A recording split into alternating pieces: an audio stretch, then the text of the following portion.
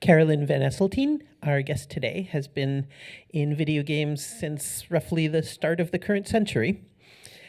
She got hooked on designing them and then on observing what kinds of games other people are making and connecting those, and also what kinds of games people haven't been making and are just thinking of now. So, Carolyn VanEseltine.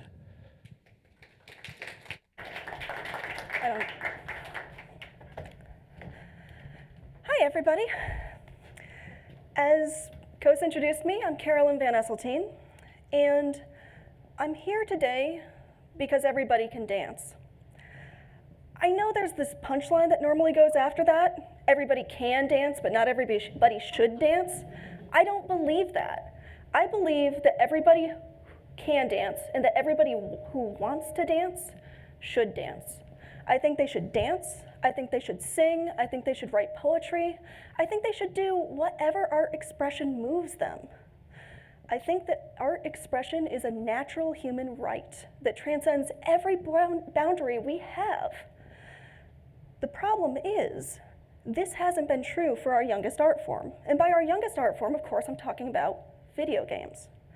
Historically, there's been a very high boundary, a very high border to being part of video games, because historically, in order to make video games, you need to be a programmer, you need to know somebody who can program and who's willing to work with you, or you need to have the money to hire a programmer. For this reason, the people who've been making video games are extremely different than the people who've been singing or writing poetry or dancing. I have a quick question before I fully get into this, which is, I'd like to know how many people here are programmers. Great, okay. Thank you so much, just didn't want to make any assumptions. Now, there's a terminology thing I should hit before I keep going. There is a difference of opinion about the difference between coding and programming. So I just want to admit I'm going to use those synonymously for the most part. When I talk about someone who is a non-programmer, what I mean is someone who is not fluent in any scripting language, or I mean someone who's not fluent in any programming language, or I mean someone who identified themselves to me as not being a programmer, because a lot of this is about self-identification. So, I want to take a step back and tell you a little bit about my history with video games, which starts in 1980, when I was born into a house with a computer, which was true of fewer than 1% of American households at that time. When I was 5 years old, my dad, because he is awesome, introduced me to Colossal Cave Adventure. I thought that this was the best thing I had ever seen. I could tell the computer things and the computer would do things. It was fantastic. He printed out the source code in Fortran on our old dot matrix printer. It was about this big from the perspective of someone about this tall, and I would carry it to daycare. I wanted to understand it. I wanted to know what was going on. Fourth grade. My fourth grade elementary had a school computer lab. I met Logo there. Logo, with the turtle. The turtle is awesome. You told it what you wanted to do, and it would just do it on the spot. And you could make procedures, and you could link all these commands together. In fifth grade, I had decided I wanted to make video games. I had this idea. It was like a mashup of Infocom's Wishbringer and Colossal Cave Adventure and Jurassic Park. It had dinosaurs. It was going to be great. And I would map it all out on graph paper, and I would write all the text descriptions down. By eighth grade, I knew a little BASIC, I knew a little Pascal. At one point, I borrowed a book from the library. It had an explanation of Conway's Game of Life in BASIC. So I typed it into the computer, and it was a really bad implementation of Conway's Game of Life. So every time the cells hit the edge of the board, they would break. My parents saw what I was doing, and one of them showed me one way to make it better, and the other showed me the other way to make it better. Okay, of the millions of ways you could have made that program better. It was a pretty bad implementation. But the point I'm trying to make here is that I wanted video games. I wanted this. I wanted to be part of this. I had wanted it my entire life. And I had every advantage. There was a computer in my house when I was born. I have never lived in a house without a computer. Both of my parents were programmers. There was a computer lab at my school. I had basic programming concepts from about 5 years old. So I went to college, and I majored in creative writing, and I never took a single computer science course because one of my friends had told me that the comp sci professor who taught comp sci 101 deliberately washed people out who didn't want to major. I didn't want to major. Programming was great, but it was a means to an end, and there weren't any game programming classes. I didn't know how to take my little bit of BASIC, my little bit of Pascal. Even if it had been expanded, I didn't know how to take that and make something with graphics. I didn't know how to make something that you could put on a disk, in a box, on a shelf, and then someone could go to the store and buy it and put it in their console. Those were the people who made real games. It wasn't a meaningful aspiration for me. And so I faded out of games. I'm standing here in front of you today, and I did say I was a professional game developer, so you can tell that at some point I got back on the horse. But I didn't do it by learning to program. I came in the back door. There was a company called Symmetronics Games, and around, they started somewhere in 94, 95, I think, and I apologize if I just got that wrong. But the pertinent part is that what they were making was a pay-for-play MUD, and it was available on America Online. And I wound up doing volunteer customer support for them in exchange for my pay-for-play being play instead of pay. So I got through the door there. Eventually they hired me on. When they hired me, it was to run in-game events, it was to write documentation, and it was to do more customer support. At that point, I was in the games industry, and I had no idea how to make my own game. I knew how to support someone else's, but games were for people who knew how to program. They were for people who could put that disc in that box on that shelf. I didn't know how to do any of that, which meant they weren't for me. So obviously, at some point, I got over this. I got over this because of a system called Inform 7. Inform 7 made it possible for me to release my first game. What I open is a psychic horror game. It was a collaboration between me and my friend Carolyn VanEseltine, and it came out in 2010. The reason I was able to create and release a game is because of a system called Inform 7. Inform 7 looks like that. It does not look like a programming language. To me, with my limited background and experience, when I saw something like this, when I saw something that looked like English, I was a creative writing major. English was comfortable. I knew how to work with it. I had the confidence. I said, yes, I can make something that looks like that. Inform 7 was created by Graham Nelson. Graham Nelson was looking specifically at non-programmers and trying to make a system that was more comfortable for them. It has an integrated development environment. It is actually a transpiler. It does not go from Inform 7 to working game. It goes from Inform 7 to Inform 6 to working game. What you're looking at right here is a relatively common in interactive fiction snapshot of a game called Cloak of Darkness. It's a very bad game. But the point of Cloak of Darkness is to show how various systems handle the creation of various game elements. This is what Cloak of Darkness, this chunk of Cloak of Darkness looks like in Inform 6. If you know how to program, this is not scary looking. If you don't, computer code is intimidating. Computer code is intimidating because the computer doesn't think like a person. The point of learning to program is learning to think like the computer operates. That's the whole point of computer science. If you don't know how to think like the computer operates, then you need some kind of bridge. You need something that makes it easier for the way you think to correspond with the way that the computer operates.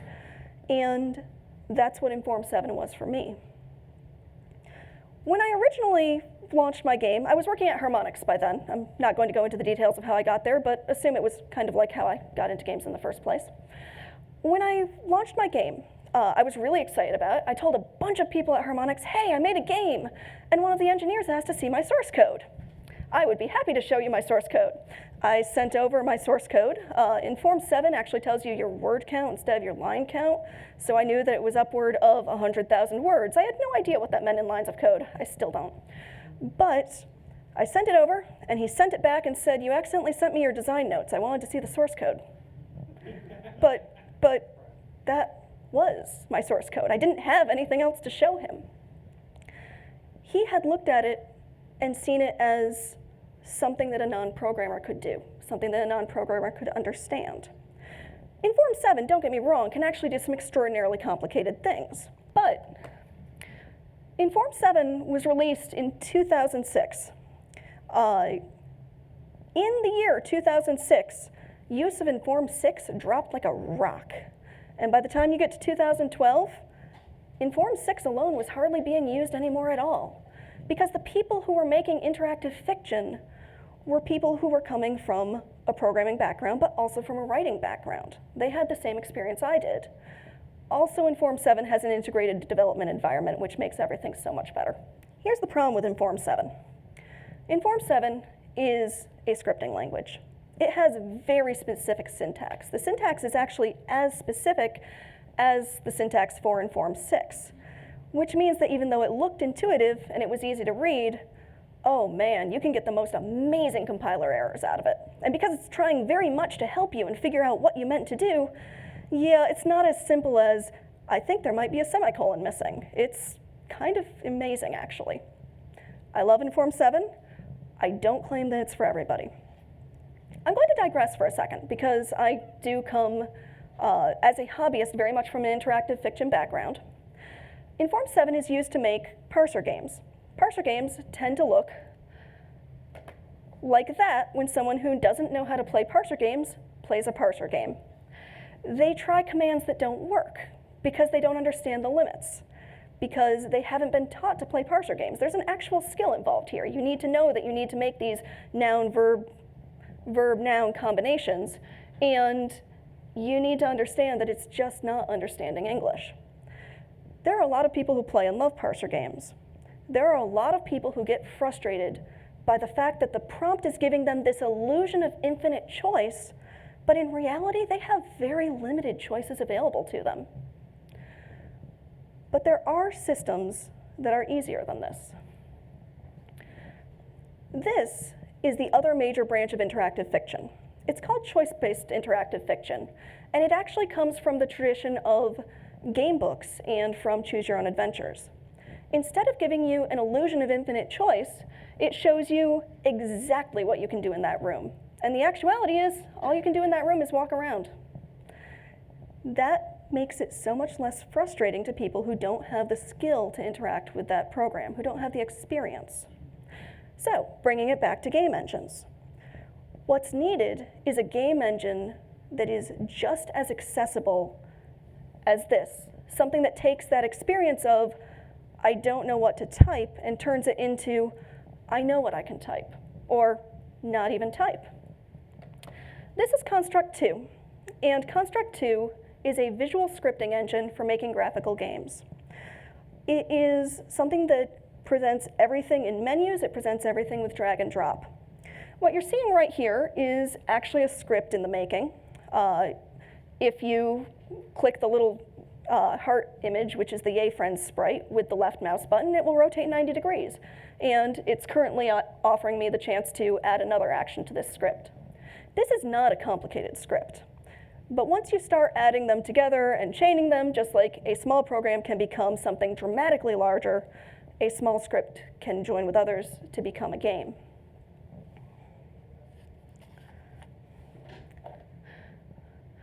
Just because it works with visual scripting does not mean that a program is necessarily going to be simple.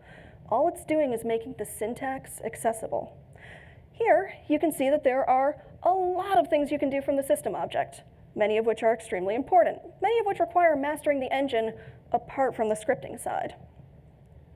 There are actually a number of engines in this style. They are engines that are based around the idea that it will be easier for people to code if they don't have to fight with syntax. This is an image from the game Airscape: The Fall of Gravity. Airscape was greenlighted through Steam. It received multiple awards, including an award on its physics engine specifically. It was created entirely in Construct 2. It is a fiendishly difficult puzzle platformer. And the developer selected this system specifically because he didn't have experience making games with programming yet. He needed something that was accessible to where he was at the time he was starting. There are a number of other game engines in this same vein. Click Team Fusion, GameMaker Studio, Game Salad, and Stencil. The last one is Stencil. And there are others, but those are some major ones. I'm not going to go through and detail all of them, because what I actually want to do is move to show you a completely different kind of game engine. This is Twine. Twine is designed specifically for making choice-based interactive fiction games. What you're seeing here is the design interface, and since Twine games are played as this series of web pages, essentially, you can see with a map the web page forming. This is actually the exact same Cloak of Darkness section that you saw before, although I didn't implement the rest of it. Here's the thing about Twine. I didn't try to teach you Inform 7. I didn't try to teach you Construct 2. Those take half an hour at least to teach somebody if what you want is for them to go from 0 to game. And that's regardless of whether they have a programming background or not. Let's face it, a language is a language. There's syntax to learn. There's the system to learn. I can teach you Twine in 30 seconds. I have done this repeatedly. You can make a basic Twine game with the information you get in 30 seconds, which is start at the start, type whatever you want into that passage. Whenever you want to make a link to a new passage, put it in double brackets. It will open up a new passage for you. Keep going until you're done. Hit build, build story. You now have a playable web page. You can put it anywhere you want. People can play your game. It is that simple. And that is why people are flocking to Twine right now, because there is no game engine more accessible. Twine is free. It is also open source. And it supports a lot more than simple hyperlink. It has full support for variables, for conditional logic, for extensions with images and CSS and video and sound, and it also extends with JavaScript. But for that basic game, that first experience of, I made a thing, there it is, it's amazing for someone who never thought they could make a game before. Here's a different engine, Choice of Games. Choice of Games is also an interactive fiction engine, but it's an interactive fiction engine that is aimed at a very specific audience. And it's aimed at a very specific audience because it's used to create a very specific kind of game. ChoiceScript is used specifically to make novel-length interactive fiction. Choice of Games is a commercial company that is making its money on selling novel-length interactive fiction. They are not aiming at programmers, they're aiming at writers, specifically writers who never intended to make this kind of system. It's as simple as it can be because they need it to be accessible to this specific audience. There isn't actually an IDE for Choice of Games ChoiceScript. The system you use actually has extraordinarily simple syntax, and you just write it in manuscript form. When you're done, what you get looks like this. This is actually optimized for people playing on their iPads or other touchscreen devices, but you can play on a computer as well. And again, it's very intuitive to play. Select your option, click next, move on. These are 3 examples of engines that are also aimed at creating very specific kinds of games. RenPy is specifically for visual novels. RPG Maker is specifically for RPGs. Adventure Game Studio is specifically for click and point adventures. Again, I'm not going to walk you through the full details of all of these. All of these engines are aimed or had as a primary audience people who don't know how to program in mind. This one was aimed at programmers. Unity is a big deal. They currently have 45% of the market share for game engines used in commercial games. 47% of developers are using it, 4.5 million developers are registered, and they have 600 million gamers, at a minimum, playing projects created with Unity. Unity uses C# and JavaScript as its languages. This is not something that's accessible to people who don't know how to program. Except that a company saw the void. The people who make Playmaker put a visual scripting system on top of Unity. It is in use at actually some rather large studios. Most famously, Blizzard used the visual scripting system Playmaker when it was making Hearthstone. Hearthstone is a digital collectible card game, and it's something like, the income is estimated at about 20 million a month. It's a very successful card game. The reason why they used Playmaker was so that with their 15-person team that was working on it, the art team was capable of building things in the engine without needing to pull a programmer off what they were doing at the time. Specifically, Playmaker is a visual state editor, and it's also a runtime library. But the net effect is of a visual scripting system that was built directly into Unity. In addition to large studios using it for specialized projects, it is possible to make a full game with Playmaker. Jenna Hofstein is the founder of Little Worlds Interactive. Her launch product was The Counting Kingdom, which is a tower defense game that is aimed at teaching kids arithmetic. She made it completely in Unity with the support of Playmaker. Now, I've been talking about non-programmers. I've been talking about programmers. When it comes to game development, do programmers have an advantage over non-programmers? It depends on what you mean by advantage. A lot of people ask if non-programmers can use these tools to compete with programmers, but that depends so much on what you mean by compete. When I talk about game developers, I'm not just talking about people who want to make games commercially. I'm going to show you one of my favorite quotes about game development. It's from Zoe Quinn. How to win at game jams. Go, make a thing. It doesn't have to be good or finished. Okay, cool, you won. This is an attitude I can get behind 100%. Game jams are not intended to be polished commercial games. This is kind of like a 48-hour hackathon. You want to get from zero to game, and at the end you have the joy of having done it, and possibly you polish and refine it and continue. But the concept of compete isn't meaningful if you look at game development as a whole. It's only meaningful if you look at game development in a commercial market. I made this game once. It was specifically for one of my friends, and it was called Coffee with about 5 E's on the end. And it was this tiny text adventure about how awesome it is when you wake up in the morning and someone else brings you a cup of coffee. It couldn't compete with Super Mario Brothers for the Wii U. Super Mario Brothers for the Wii U couldn't compete with Coffee. They're in two completely separate worlds. They're in two completely separate universes. Yes, video games are a commercial market. So are novels.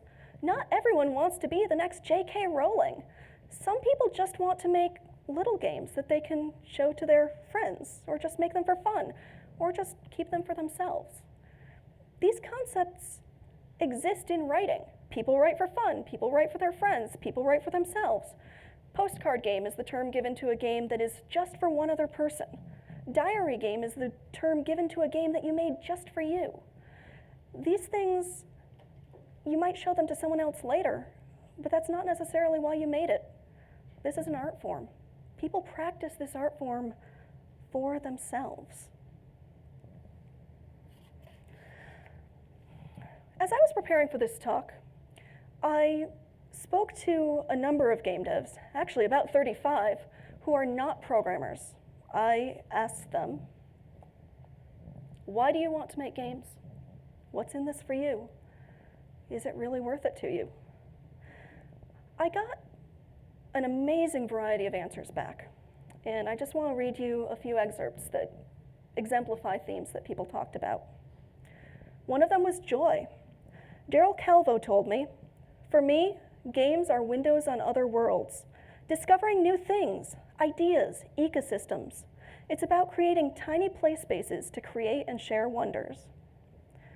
People talked about the unique nature of the medium. Valentina Christostomo told me, there are 2 reasons I make games. One is that I love the idea of creating something that people can interact with and get an emotional response back. 2, I love the idea that people can have such a strong emotional response, that it's in my power to make them feel it, that people resonate with a story in a game more than any other medium. People talked about self-expression. That's something you can't access in the world of commercial game development in the same way that you can if you're sitting down at your computer and making a game for you. Hadeja Mirunkov, I showcase an aspect of what is important to me using themes and elements taken from my life. I want to walk with whoever ends up playing. I also want people to finish the game and have a part of me to walk away with. People talked about contributing to the greater body of art. Lectronese, I want to make video games because I like to pretend there's more to this medium than escapism and power fantasies. I don't like competition. I don't like capitalism. I don't like violence.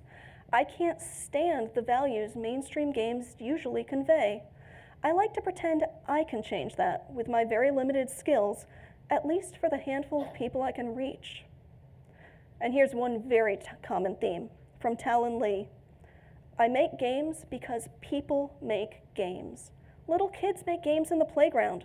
We make games when we walk on tiled floors. I've basically always, constantly been making games, and computer games were just another thing I wanted to do. I spoke with 35 game devs. Of all of those people, 1 person mentioned money as a primary motivator. I spoke with multiple professional game devs who were making their incomes off the games that they were making. They didn't get into this for the money. Singers don't get into music for the money. Artists don't start painting for the money. Actors don't start out in theater for the money. Of course it's nice to get paid. Everybody likes to get paid. Getting paid is great. But what brought them in originally was the art form. They found something in it that spoke to them, something in it that resonated with them. It's the same way in game development. There are 7.3 billion people, approximately, a very large approximation, on this planet right now. Of those people, how many people like to sing? I can bet you it's a lot more than the people who are making their living off it. I would guess that it's millions, hundreds of millions, perhaps literally billions. All we see, usually, is that little tip of the iceberg, but there's this huge iceberg of people beneath it who want to sing, just to sing. In game development, historically, there was this barrier. You had to know how to program. You had to know a programmer, or you had to pay someone to program for you. That meant there wasn't much below that tip of the iceberg. You saw the professionals. That was pretty much what you saw. To be clear, to be fair, there were game creation systems in the 80s. Things like Pinball Constructor Set, things like Adventure Creation System, things like Gary's Kitchen GameMaker. There were more in the 90s. RPG Maker originally showed up then. Divinity for Realms. But those systems existed. You had to know where to find them. You had to know that they existed even to go looking for them. And all this time, it was easiest if you knew how to program.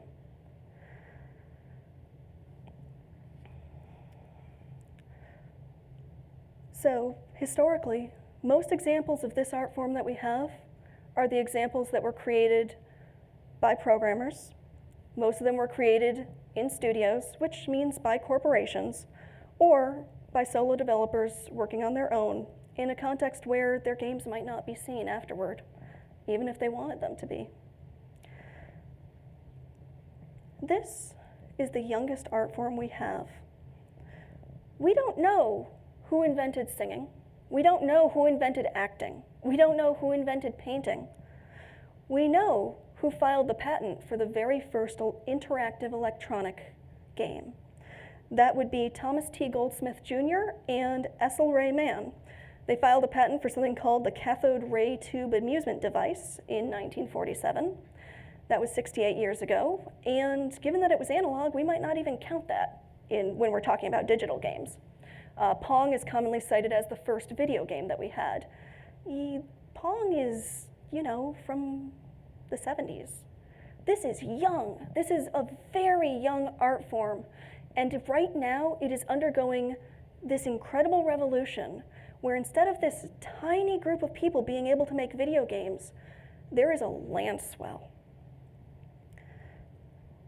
Here's what we know about the people who are at the tip of the iceberg. The IGDA, that's the International Game Developers Association, runs a survey every year. And one of the things they do is collect demographics about the people who answer.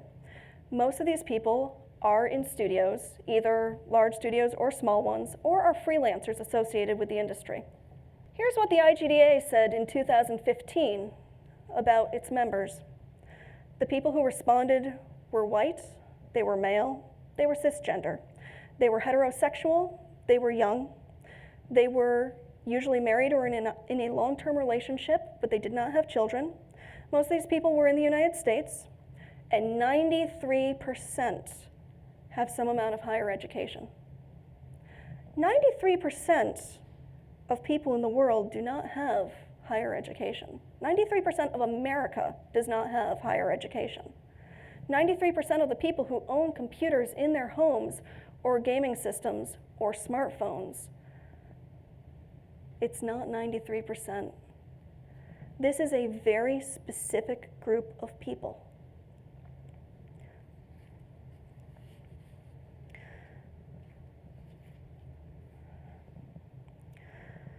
Right now, the profile of video games is changing because the profile of the people making video games is changing. We are not just seeing games now that are made by this profile of people, which means that we're not seeing games that are necessarily aimed at this profile of people, because that is also what was happening here. Because this was the profile of people making games, they were making games for people who looked like themselves. They were making games for white men in America. And they were making games where the protagonist tended to be a white heterosexual man with American attitudes, though not necessarily in America. So this is a very big change for people who are not in this profile to be realizing we can make games too. We can take this into our own hands. We are capable of being part of this art form, even if we don't know how to program. Even if, for those of you in this audience who don't know how to program, even if you don't know how to program, game dev is open to you. It's changing. The barriers are coming down, and this is a moment in history that people are going to look back to and see that an art form became available to the public instead of to a small, specific group. Now, this is an argument I've heard before. If people want to make video games, they should learn to program. It doesn't make sense for people who don't know how to program to be making video games. There is no merit in these systems that are making it possible for people who don't know how to program to make video games, because the people who know how to program will make better video games. This is not true. I have worked in AAA development. It does not make you a better game designer to be a better programmer. These are two separate skill sets. The one does not follow the other. It's like having to learn human anatomy before you're allowed to sing. But what about the limitations of the tools? Well, tool limitations relate to design. If you're trying to design something that runs outside the limitations of your tools, then yeah, it's like having a hammer. If you have a hammer and that's what you've got, you can be incredibly versatile with it. That hammer can be a screwdriver, it can be a lever, it can be a panini press, it can be a s'mores stick. There are so many things you can do with that one hammer. If you're used to a full toolbox, having one hammer is terrible.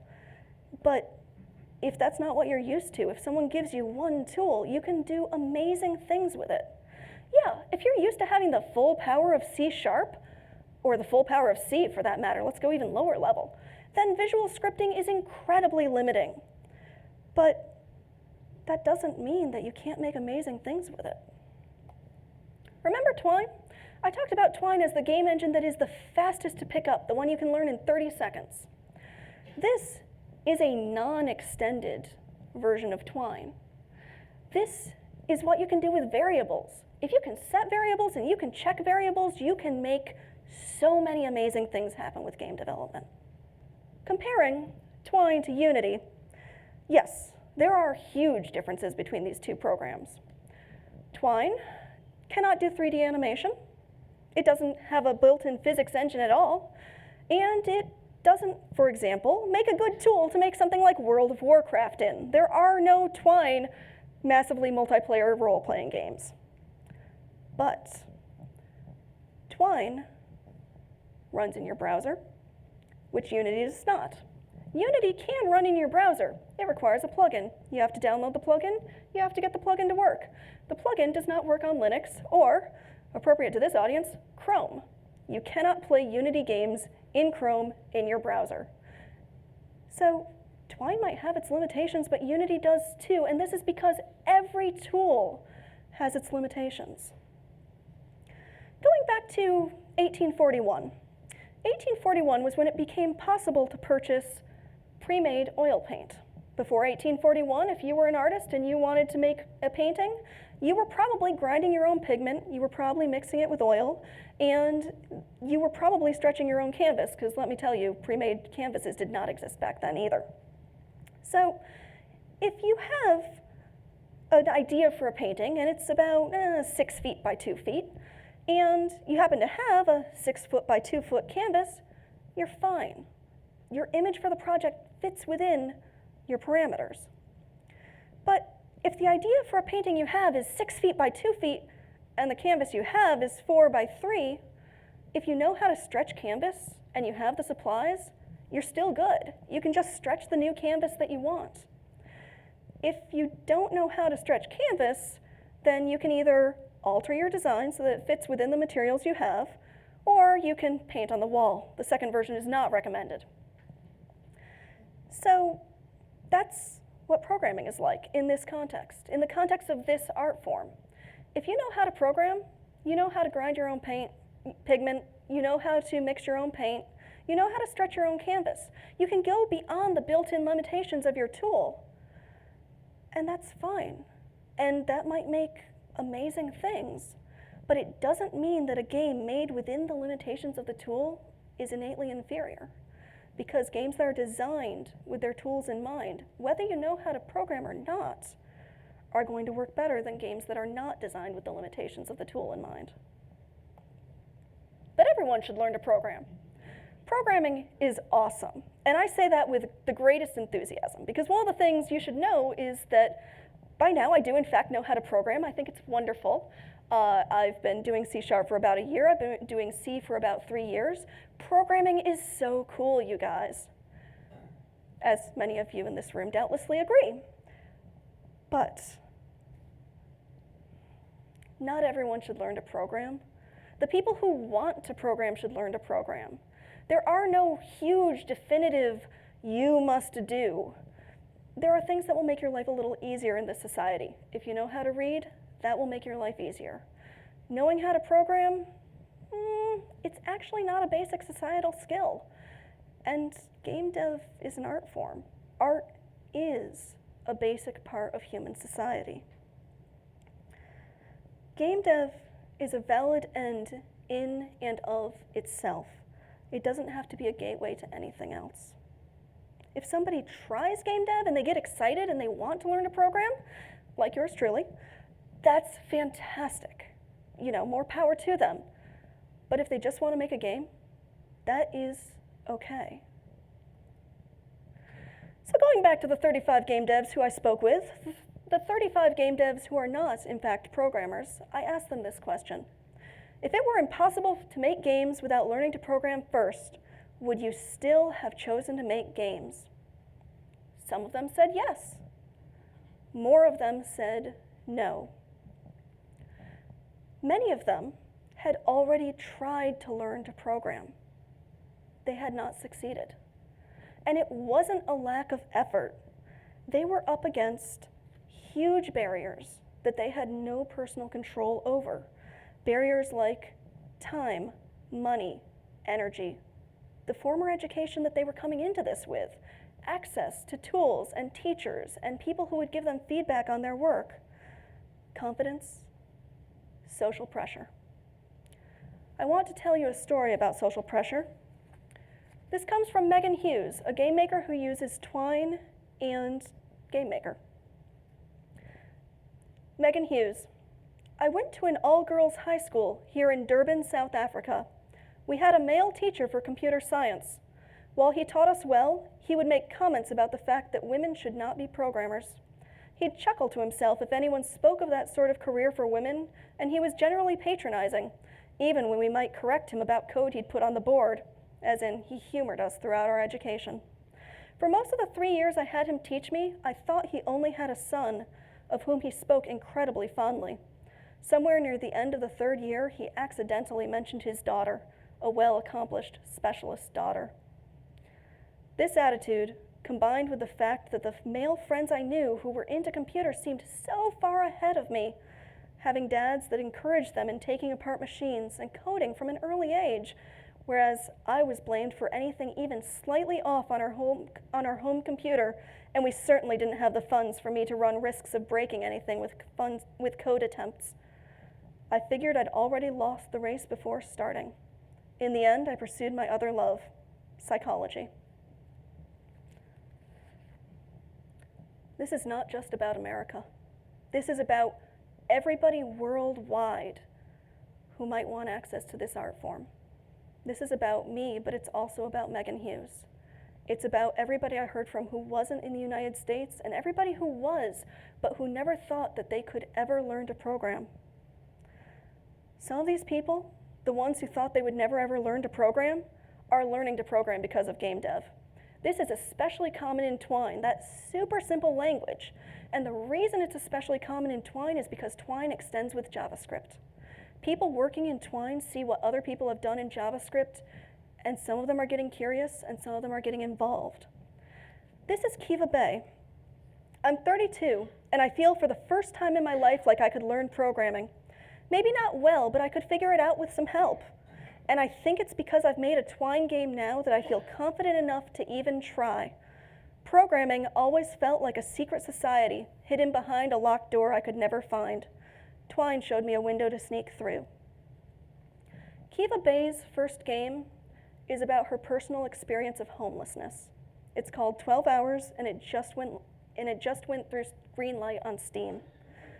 This is not a game that would exist if she had to learn to program.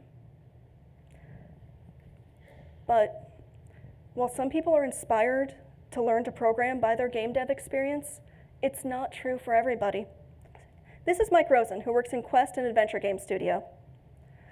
I have mild dyscalculia, which is basically like dyslexia, but with numbers.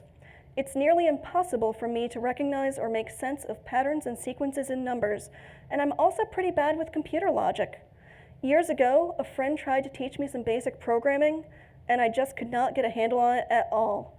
I just assumed making a game would be something beyond my abilities until I found these programs. I spoke with 35 non-programming game devs. They work on over a dozen different engines, and between them, they have created literally hundreds of games. Some of these games are hours and hours long. Others are 15 minutes, 10 minutes, 5 minutes, 2. Some of them have created just one game, others have created dozens. The vast majority of these games would not exist if they had had to learn to program first. We are better off because their games exist. We are better off for these new voices, these new experiences, these new ideas about what is a video game. We're better off even for the games that were just created for one person or for no one else to see. Has anyone ever drawn you a picture?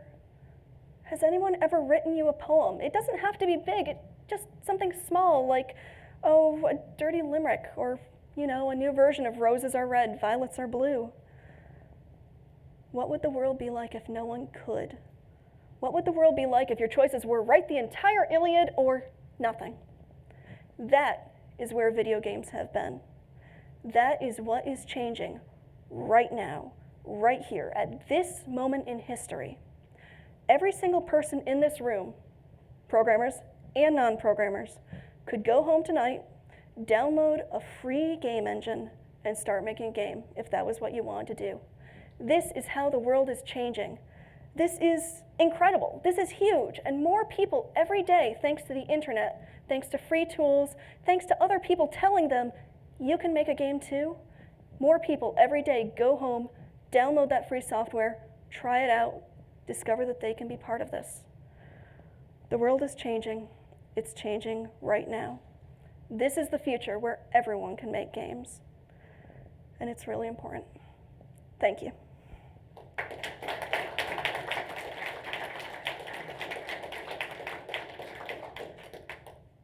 I would like to take a moment to thank the devs who were willing to speak with me and share their insights. There were more stories here than I possibly could have shared with you, and I wish I could have shared more. I was deeply honored by their willingness to tell me their stories. I would also like to thank the people who take the time to make software to help non-programmers into this art form. Particularly the people who are releasing it for free, as many of the people coming into game development do not necessarily have the money to be able to afford an expensive game engine. So, any questions? Yeah. So, I'm 20 years older than you, but I remember witnessing a fairly similar phenomenon with HyperCard, where there were people developing interactive stories, in the mid-80s. Absolutely. And I think part of what's going on right now that makes the change here is the internet. I think it is how easy it is for people to pass their games from one person to another, because HyperCard, not as easy as just downloading someone else's file or playing online. But yes, HyperCard is an example that absolutely fits into this model. So you don't have to be a programmer to use Twine, but presumably a programmer created Twine. So correct. From a meta design standpoint, if you want to make tools for game designers, what advice would you have? The question was, from a meta perspective, what would be my advice to people who want to make games, who want to make game engines for non-programmers? This is actually a really interesting question for me, because one of the things that I've been working on quietly behind the scenes has been exactly that. There are reasons why I wanted to learn C#. The thing that I would say is most important to keep in mind is that you want to minimize the number of walls that people can run into. That if it's possible to keep people from using bad syntax for whatever the system is, keep them from doing that. Make it impossible to make bad decisions. Make it possible to make interesting decisions. And I recognize that, it's very hard to get rid of runtime errors. Like, you can't help the people who go and divide by 0 deliberately. Yes, you divided by 0 and now everything's going to stop. But if it's not possible for them to hit go and then have compiler error after compiler error after compiler error, if it will run but give them a heads up about what went wrong, that would be my advice. Make it as streamlined as possible to make something. I also want to give credit to Chris Klimas, who is the creator of Twine, who was looking specifically at this kind of question when he created it. Anybody else? So I have a question that's a little bit of a tangent from your talk, goes a little bit beyond game design. The thing I find really neat about what you've been saying has been the, I guess I'll say the bridge between programmers and non-programmers in the field of game design that's been created by these different systems where you can actually do some game design. And I think of these different systems as providing different ways to express programming logic that are somewhat more intuitive to people who haven't gone through the, okay, let's learn an assembler from scratch, and all right, this is how the computer thinks, and that kind of stuff. And I'm sort of wondering, how do we expand that beyond game design? Because you said, should everyone learn to program? No, and I certainly sympathize with the feelings behind that. There are people who can't learn to program. There are people for whom it's really not worth it, and they will not enjoy it, and they will be miserable. But our society is more and more one that's like just, the computers are accumulating under our feet, and we're being risen up by them. And for the people who don't understand anything about programming, don't understand sort of how computers work, I think the feeling is just being more and more helpless in the face of all sorts of stuff around them. So I'd love to see that bridge that you're building in game design outside of game design. Do you know of any efforts in that area, ways to make, I'll say, programming in general, although wow, is that a broad statement, more accessible to people who aren't programmers? Code Academy. Code Academy. Code Academy comes instantly to mind. From a game design perspective, because hey, I come back to this. It's my lodestone. No, that's your thing. That's this talk. So go ahead. There's a system that was created at MIT called Sketch. And what's really interesting about Sketch, it's aimed at 8 to 16-year-olds, but it works in the browser. And not only does it not let you fail your syntax, but all of the visual drag and drop scripting, all the pieces of it are kind of shaped like puzzle pieces. So you can see how they all fit together. So it makes it very easy to understand, okay, if I have an if-else, there's this little gap here, and that little gap means that I have to have what my conditional is in there. But you also asked a broader question, not just about programming, but about growing more comfortable with computers at large. And I want to point out that another way to look at this is that it's a UI challenge. Mm-hmm. And that is a UI challenge that, number one, is being tackled at Google. Number two, Apple excels at. And there are so many people continuing to tackle this challenge of how do we make computers that look like they think like people? How do we make things intuitive? And it's an ongoing struggle. It's an important struggle. And how to teach programming is undergoing that exact same struggle. Yeah, I'm worried. I mean, I'm behind efforts to make computers think more like people, but I think that the way computers think has a weight of their own, and it's always going to be around, and helping people in general understand a little bit more of that would be valuable too. But that's a programmer perspective. So. Well, so I had an experience a couple of weeks back where I was working on a roguelike game. So these are the top-down dungeon games, procedural generation, whole 9 yards. And I was working on line of sight. So here's my player character. How far can they see? What can they see? How are things getting exposed? How does this interface with the light mechanics? And it was the first time I'd used my algebra in about 20 years, and before then I was in school doing something in school. But it was important for me to learn algebra. In the same way, I think that there's merit to learning programming in the context of actually, programming. There's a lot to be said for knowing some programming. There's a lot to be said for knowing some algebra. And possibly it'll show up 20 years later and you'll sit there going, I'm so glad I paid attention in that class. Why didn't I listen to my trig teacher? Or why didn't I listen to my programming teacher? But my protest is against the idea that a barrier should be in place. The barrier, when it's not in the context of being a barrier, is another matter entirely. Anybody else? Hi. Hi. So I had a general question about building tools. So in some sense, building a game with a restricted language is like building a very specialized tool. So you can build, for mechanical things, you build either a hammer, and a hammer is very good at hammering, but terrible at other things. And there are other tools like Swiss Army knives, which are kind of expert to use. So I've seen this in game engines that you try to build too. This is a tool, it knows how to speak certain things, but it's extremely frustrating when you try to go beyond that paradigm.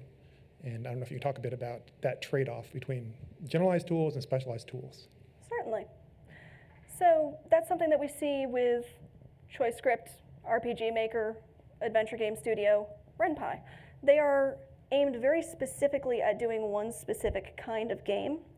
And once you branch off that, it's that question of making sure that the system you're using to make what you're making actually fits with what you're trying to make. And I got rescued by a programmer once, about a year ago, because I had this great idea for an asynchronous multiplayer game written in Inform 7. And I knew that Inform 7 can support data that holds over from play to play. And I thought to myself, I can make a game that's multiplayer where multiple people can play it and affect each other by just putting it on a server. I didn't understand that what was going to happen was that it was going to cache in the browser and people would not be able to interact with each other. I didn't understand the limits of my tool. I wound up, and this was for a game jam, so I wound up running actually to my fiancée, Danielle Church, who is extraordinarily good at programming, and said, save me. I have created an idea that is beyond my tool set. And she set up server communication and JavaScript and made it so that it could actually happen the way I had originally pictured it. Yes, there are dangers if you decide that you're going to use your hammer as a panini press. It is a good idea to look around and see if you have a panini press available first. Anybody else? Well, in that case, I want to thank you so much for your time. I really appreciate that you came here to hear me speak today. And I actually have a blog at sibylmoon.com where I think about game dev and the state of game dev and the people making games. So if that's of interest to you, please stop by. Thank you so much.